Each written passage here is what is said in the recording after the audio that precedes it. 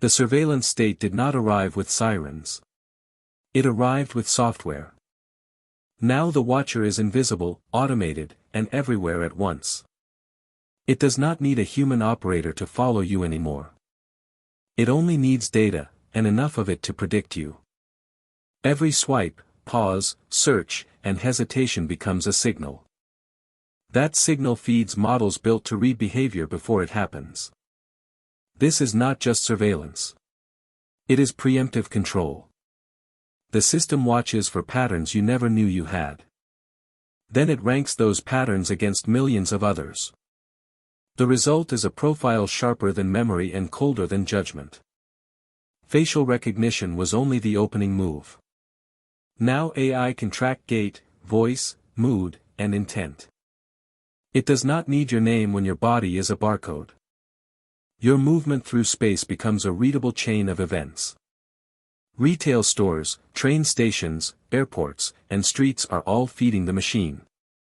The city itself has become a sensor network. Every light, pole, camera, and device is a silent collector. Smart city branding hides a brutal truth: observation at scale. What looks like efficiency often becomes a perfect map of your life. That map can be sold, shared, or weaponized without your consent. Workplaces were never meant to stay private for long. AI now monitors keystrokes, posture, productivity, and emotional drift. You are no longer merely employed. You are continuously evaluated. The goal is not better work. The goal is total visibility. Visibility creates leverage, and leverage creates obedience. If your performance can be measured, it can be manipulated. If your behavior can be predicted, it can be nudged.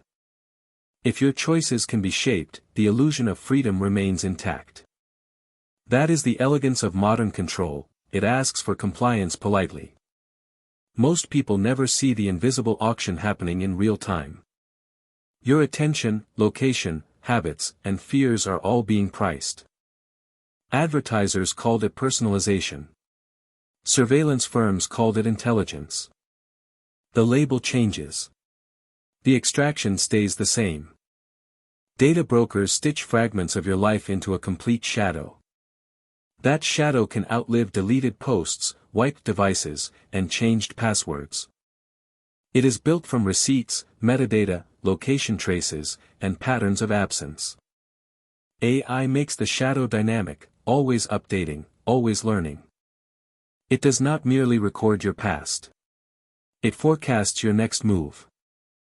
That is why surveillance no longer feels like a camera. It feels like friction, like frictionless convenience with teeth.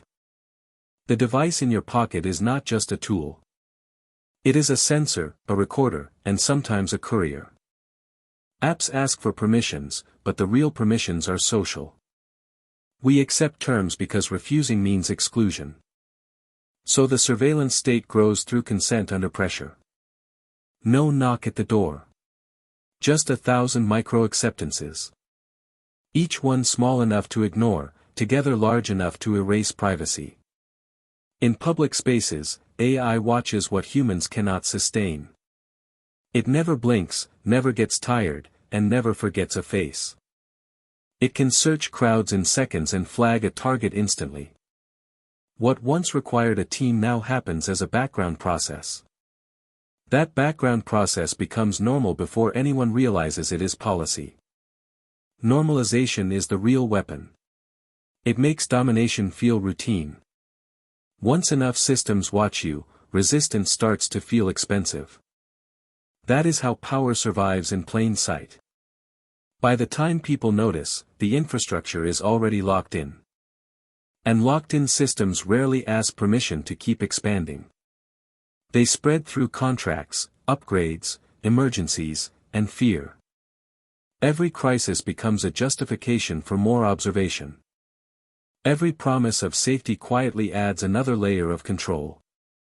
The surveillance state is not a future event. It is the operating system beneath the surface of daily life.